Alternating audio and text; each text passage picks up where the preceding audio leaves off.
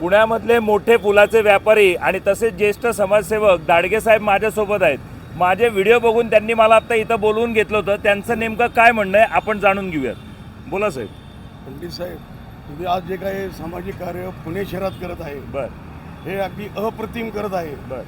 तुमच्यासारखे असे नागरिक जे पुण्यात झाले हे पुणे हे खालच्या दर्जाला होत चाललं ते वाचल असंच तुमचं कार्य गेले 2-2.5 वर्ष मी पाहतोय। हे असंच चालू ठेवा।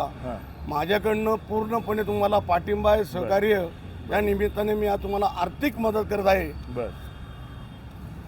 या माझ्या वतीने तुम्हाला एक 10,000चं मी मदत करत आहे।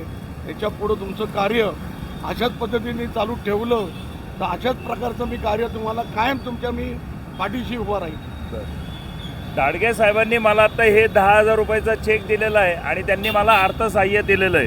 दाडगे साहेब, मी आज टिळक चौकामध्ये बाजे रोड आणि टिळक चौकाचा हा पुरम चौक आहे।